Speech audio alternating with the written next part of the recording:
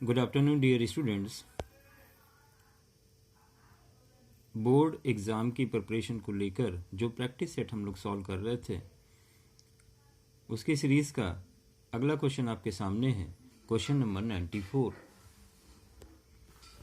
In this question 2 linear polynomial is given. You can see first linear equation is given 2 in bracket ax minus by plus a plus 4b is equal 0, and second equation is given 2 in bracket px plus ay plus b minus 4a is equal 0। देखिए सबसे पहले इसको standard form में convert कर लें तो हमने 2 को अंदर मल्टीप्लाई करा दिया है, कांस्टेंट हम एक साइड में ले गए हैं। तो 2ax माइनस 2by अगर 2 को मल्टीप्लाई करेंगे is equal minus a minus 4b is equal 1, sorry equation number 1। इसी तरह से सेकेंड में हमने 2 से मल्टीप्लाई कराया है, 2bx plus 2ay is equal minus b और माइनस 4a उधर जाके प्लस 4a हो जाएगा, इक्वेशन नंबर 2। बेटा यहाँ पर हम एलिमिनेशन मेथड का यूज करने वाले हैं। एलिमिनेशन मेथड में हम लोग क्या करते हैं, हम लोग या तो x को एलिमिनेट करते हैं या फिर y को। यहाँ पर हमने y को एलिमिनेट किया है, उसके लिए कोफिशिएंट सेम होने चाहिए। यहाँ पर 2b है और यहाँ पर 2a है, तो हमने इस इक्वेशन को मल्टीप्लाई कराया है a से, जिससे ये बन जाएगा 2aby। इस इक्वेशन को मल्टीप्लाई कराया है b से, इससे ये भी बन जाएगा 2aby। दोनों सेम हो जाएंगे और कैंसिल हो जाएंगे। तो जब a से मल्टीप्लाई कराएंगे इक्वेशन 1 में तो ये इक्वेशन आएगी 2a² minus 2aby is equal minus a² minus 4ab। इसी तरह से इक्वेशन 2 को मल्टीप्लाई कराएंगे b से तो इक्वेशन आएगी 2b² plus 2aby is equal minus b² plus 4ab। बच्चों आप देख सकते हो ये अपोजिट साइन होने की वजह से कैंसिल हो जाएंगी और इसी तरह से 4ab भी कैंसिल होगा। बच्चों यहाँ पर आप देख सकते हैं 2x दोनों से कॉमन है, ब्रैकेट में बचेगा a² plus b² is equal, बच्चों यहाँ पर माइनस कॉमन हो गया तो ब्रैकेट में a² प्लस b² बचा। बच्चों ब्रैकेट देखिए सेम है, इस वजह से कैंसिल हो जाएगा। 2x इज इक्वल माइनस 1 बचेगा, इससे आपको x की वैल्यू मिल जाएगी माइनस 1/2। अब ये वैल्यू आप इक्वेशन 1 में रख देंगे तो आपको क्या मिलेगा, 2a x की जगह minus 1/2 minus 2by is equal minus a minus 4b। आप देख सकते हैं बच्चों यहाँ पर आप देख सकते हैं 2 से 2 कैंसिल होगा, माइनस a बचेगा, minus 2by is equal minus a minus 4b। Minus a से बच्चों माइनस a कैंसिल होगा तो y की वैल्यू आएगी माइनस 4b अपॉन माइनस का 2b। माइनस माइनस कैंसिल हुआ, b से b कैंसिल होगा, 4/2 यानी 2, तो y की वैल्यू बच्चों मिल गई है 2 और x की वैल्यू मिल चुकी है माइनस 1/2। ये फाइनल सोल्यूशन था, आसान सा क्वेश्चन था और बोर्ड एग्जाम में पूछा गया क्वेश्चन है। अगले क्वेश्चन की तरफ बढ़ते हैं। आपको बेटा एक सीरीज दी गई है 54, 51, 48 एंड सो ऑन। आपसे कहा गया इस सीरीज का जो सम है वो 513 है। तो बच्चों आपसे नंबर ऑफ टर्म्स पूछे गए हैं, इस सीरीज में कितने होंगे। तो आप देख सकते हैं डिफरेंस सेम है सब टर्म का आपस में, है ना। जो कॉन्जिक्यूटिव टर्म है उनका डिफरेंस सेम, इसलिए एपी सीरीज होगी। इसका फर्स्ट टर्म 54 है, कॉमन डिफरेंस डी कैसे निकलेगा, second term minus first term यानी -3, सम क्या होगा 513। फॉर्मूला यूज करेंगे सम का, S N is equal n/2 in bracket 2a plus n minus 1 into D. तो बच्चों एस एन की जगह 513 गिवन है is equal n/2 in bracket 2a की जगह 54 लिखेंगे प्लस n माइनस 1, डी कितना है -3। आप पहले से तैयार कर चुके हैं वैल्यूज को। इसके बाद 2 को क्रॉस मल्टीप्लाई कराया तो 1026 इज इक्वल n, ब्रैकेट में आएगा 108 माइनस का 3n प्लस का 3। बच्चों ये हो जाएगा 1026 इज इक्वल 108 और 3 हो गया 111, मल्टीप्लाई किया n से तो 111n माइनस 3n²।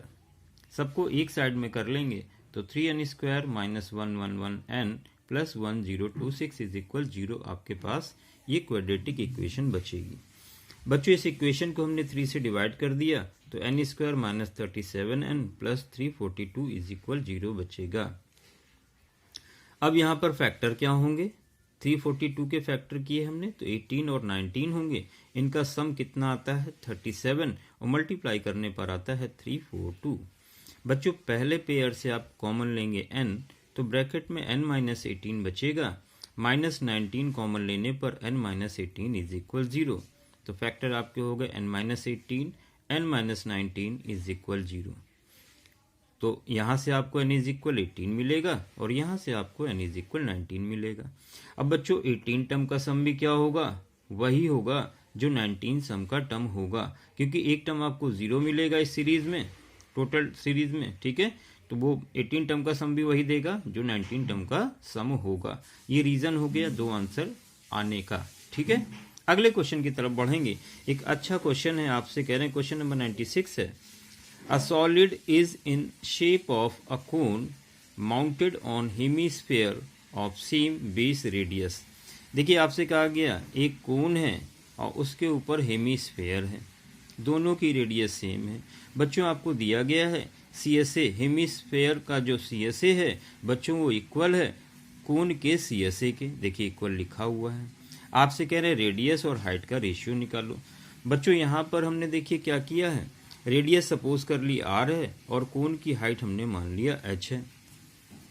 बच्चों क्वेश्चन में आपसे कहा गया है CSA हेमीस्फीयर का इक्वल है CSA कोन का, तो बेटा इसका होता है 2πr² इज इक्वल πrl। ये CSA फॉर्मूला होता है कोन का। देखिए पाई से पाई कैंसिल हो जाएगा, एक r से r कैंसिल होगा, आपके सामने बचेगा 2r इज इक्वल l। हमने दोनों साइड स्क्वायर कर दिया तो ये आ जाएगा 4r² इज इक्वल l²। क्यों स्क्वायर किया, क्योंकि हमें l की वैल्यू नहीं चाहिए, हमें r और h में रेशियो चाहिए। तो l² की जगह हम फॉर्मूला यूज कर सकते हैं r² प्लस h²। बच्चों 4r² में ये r² उधर जाके माइनस हो जाएगा तो 3r² बचेगा इज इक्वल r²। तो बच्चों यहाँ पे आ जाएगा r² upon h² is equal 1/3। तो यहाँ से स्क्वायर हटाएंगे रूट लग जाएगा तो r upon h is equal आ जाएगा 1/√3।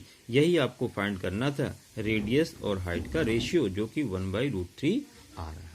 ठीक है बेटा, अगले क्वेश्चन की तरफ बढ़ते हैं। Question number 97। देखिए इस क्वेश्चन में आपसे कहा गया है from top of a building 60 metre high. एक बिल्डिंग है जिसकी हाइट 60 मीटर है। आप देख सकते हैं यहाँ पर एक बिल्डिंग है AC जिसकी टोटल हाइट है 60 metre. Angles of depression of top and bottom of tower are observe to be 30 degree and 60 degree. बच्चों एंगल ऑफ डिप्रेशन लिखा हुआ है, इसका मतलब जो टावर है वो बिल्डिंग से छोटा है। हमने मान लिया ED ये टावर है जिसकी हाइट स्मॉल h है। जब इसके टॉप से इसके टॉप को देखते हैं तो एंगल ऑफ डिप्रेशन 30 डिग्री है, इसलिए एंगल ऑफ एलिवेशन भी 30 डिग्री होगा।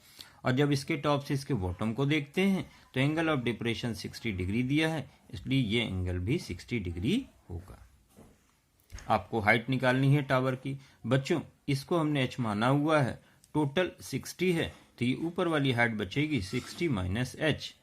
यहाँ बेस को हमने x सपोज कर लिया है तो ये भी x हो जाएगा। सबसे पहले हम लेंगे बड़े वाले ट्रायंगल में in triangle ACD। In triangle ACD क्या लिखोगे आप, 1060 degree is equal perpendicular upon base, total height है 60 अपॉन x इज इक्वल 1060। बच्चों 1060 की वैल्यू होती है √3 is equal 60 upon x। x इधर आएगा, √3 को अपॉन में भेजा तो x इज इक्वल आ जाएगा 60 अपॉन √3। यहाँ पे हमने रेशलाइजेशन करा दिया है, √3 से ऊपर नीचे मल्टीप्लाई, ये हो जाएगा 60 √3 अपॉन 3, √3 इंटू √3, रूट हट जाएगा तो 3 आएगा, 3 2 जा 6 तो ये आ गया x इज इक्वल 20 √3 मीटर। अब हम ट्रायंगल लेंगे छोटा वाला, इन ट्रायंगल AEB क्या लिखोगे आप, 1030 degree is equal perpendicular upon base, यानी 1030 degree is equal 60 minus h upon x। ठीक है, 1030 degree is equal 60 minus h upon x। यहाँ पे x की वैल्यू रख दोगे 20 √3। अब 1030 की वैल्यू 1/√3 होती है is equal 60 minus h upon 20 √3। बच्चों √3 से √3 देखिए कैंसिल होगा, क्रॉस मल्टीप्लाई किया, 20 इज इक्वल 60 माइनस h तो h कितना आ जाएगा 40 मीटर। 20 उधर जाके माइनस हो जाएगा, h इधर आके प्लस हो जाएगा। तो आपने टावर की हाइट पता कर ली है, 40 मीटर है। यही फाइनल आंसर है। बच्चों अगले क्वेश्चन की तरफ बढ़ेंगे। अगला क्वेश्चन आपका ट्रिग्नोमेट्री से है। Question number 98। आपको प्रूव करना है 1 minus sine theta upon 1 plus sine theta is equal sec theta minus tan theta whole square. बच्चों यहाँ पर लेफ्ट हैंड साइड लेंगे, हम ये वाली साइड लेके चलेंगे और क्या करेंगे, इस तरह के क्वेश्चन में हमेशा कॉन्जुगेट से मल्टीप्लाई डिवाइड करते हैं। तो 1 प्लस साइन थीटा का कॉन्जुगेट होगा 1 minus sine theta, 1 minus sine theta से मल्टीप्लाई डिवाइड किया। बच्चों आप देख सकते हैं यहाँ पर एक जैसी वैल्यू होगी, इसलिए 1 माइनस साइन थीटा का होल स्क्वायर हो जाएगा। जबकि यहाँ पर हमने आइडेंटिटी यूज की है a प्लस बी और a माइनस बी, क्या होगा a square minus b square, 1 minus sine square theta. और बच्चों ये फॉर्मूला होता है कॉस स्क्वायर थीटा का। 1 माइनस साइन थीटा के होल स्क्वायर को वैसे ही लिख लिया। अब देखिए स्क्वायर यहाँ भी लगा हुआ है, स्क्वायर यहाँ भी लगा हुआ है, तो क्यों ना सबको एक ब्रैकेट में लिख के होल स्क्वायर यूज कर लें।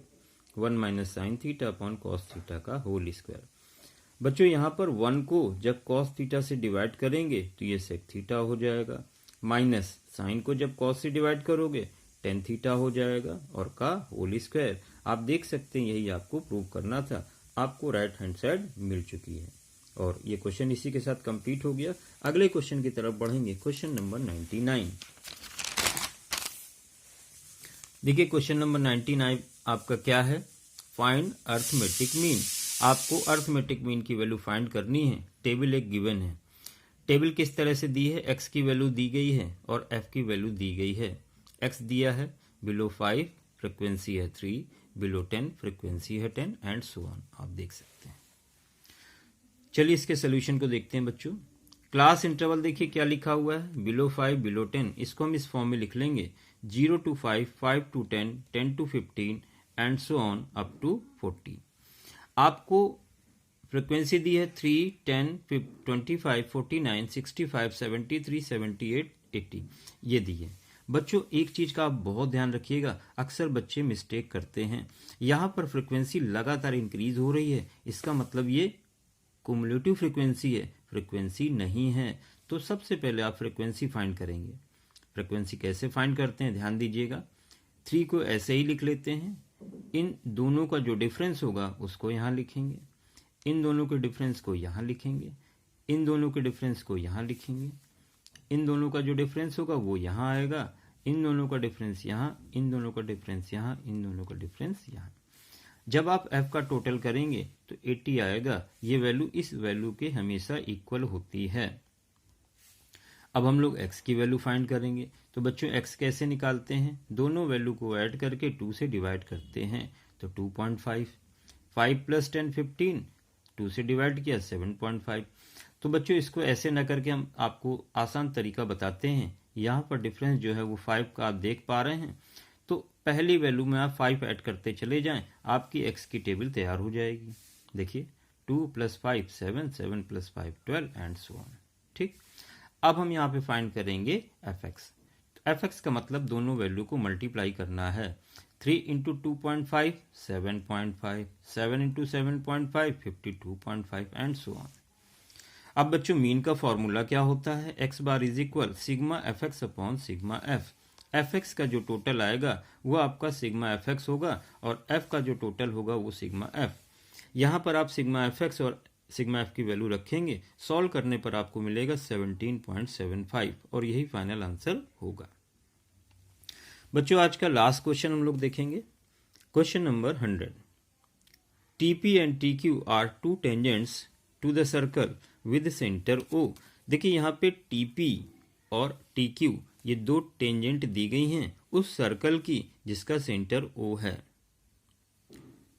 ठीक है, touching circle eight P and Q, prove that angle PTQ ये वाला एंगल आपको प्रूव करना है टू एंगल OPQ के, OPQ के। तो बहुत आसान है, आसानी से आपको समझ में आ जाएगा। क्वेश्चन देखते हैं। यहाँ बच्चों आप देख सकते हैं TP इज इक्वल है TQ के, TP इज इक्वल है TQ के। क्यों इक्वल है? जब एक्सटर्नल पॉइंट से टेंजेंट ड्रॉ की जाती हैं तो टेंजेंट की जो लेंथ है वो हमेशा इक्वल होती हैं। तो टी पी इक्वल होगा टी क्यू के। ठीक है, अब बात करेंगे इन ट्रायंगल टी पी क्यू की। ठीक है, इस बड़े वाले ट्रायंगल में टी पी इक्वल है टी क्यू के, तो इनके अपोजिट जो एंगल है, इस साइड के सामने ये एंगल और इस साइड के सामने ये एंगल, इसके सामने ये, इसके सामने ये एंगल आपस में इक्वल होंगे। तो angle T P Q is equal T Q P के, इक्वेशन नंबर 1। बच्चों आप देख सकते हैं एंगल टी, ये एंगल, ये पूरा एंगल और इस एंगल, तीनों का सम कितना होता है? 180 डिग्री। एक ट्रायंगल में तीनों एंगल का सम 180 डिग्री होता है। बच्चों टी क्यू पी की जगह हम लोग टी पी क्यू लिख सकते हैं। टी पी क्यू पहले से है, plus P T Q is equal 180 degree. अब यहां से पी टी क्यू आप फाइंड करेंगे तो इज इक्वल होगा 180 डिग्री माइनस, ये 2 बार हो गया तो -2 angle T P Q, equation number 2। अब देखेंगे ट्रायंगल टी पी क्यू।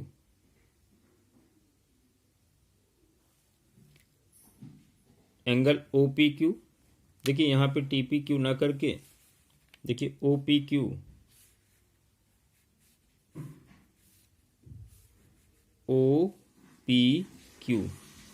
ये वाला एंगल, ठीक है, प्लस टी पी क्यू ये वाला एंगल, इन दोनों का सम कितना होगा? 180 डिग्री। तो यहाँ पे आप टी पी ओ कर लें, यहाँ पर टी पी ओ। ठीक है बच्चों, ध्यान दीजिए इन ट्रायंगल टी पी ओ, ये अंदर वाला ये छोटा एंगल और ये बाहर वाला एंगल, इन दोनों एंगल का सम कितना है? 90 डिग्री। क्यों? क्योंकि टेंजेंट रेडियस के साथ हमेशा 90 डिग्री एंगल फॉर्म करती है। तो ये आपको मिल जाएगा। हमने क्या किया? 2 से मल्टीप्लाई कर दिया पूरी इक्वेशन को, तो ये हो गया 2OPQ इज इक्वल, इसको मल्टीप्लाई किया 2 से तो 180 डिग्री, माइनस इसको मल्टीप्लाई किया 2 से और इस साइड में लेकर आए तो माइनस का 2PQ। इससे फायदा क्या मिला? इक्वेशन 2 और 3 की जो ये वाली साइड है आपस में इक्वल हो गई हैं, इस वजह से ये साइड भी आपस में इक्वल होंगी। ठीक है, तो angle PTQ is equal to angle OPQ। बच्चों यही आपको प्रूव करना था। तो आपने देखे आज 100 तक के क्वेश्चन कंप्लीट हो चुके हैं अपने प्रैक्टिस सेट के। आप सभी बच्चे इन वीडियोस को बार बार देखते रहें, बार बार प्रैक्टिस करते रहें, तो आप देखेंगे कि आप वीडियो को देखकर ही बार बार चीज़ों को क्लियर करते जा रहे हैं। और अच्छे प्रिपरेशन के लिए आप इन क्वेश्चन को अपनी एक नोटबुक बना लें, उस पर प्रैक्टिस करते रहें, लगाते रहें बराबर। और कोई भी सुझाव हो तो उसको ज़रूर हमें दें। आज आपके 100 क्वेश्चन कंप्लीट हो चुके हैं। आप सबसे रिक्वेस्ट है कि आगे भी इसको सब्सक्राइब करें ताकि आपको वीडियो बराबर मिलते रहें। शेयर करें ताकि दूसरे बच्चों को भी इसका बेनिफिट मिले। धन्यवाद।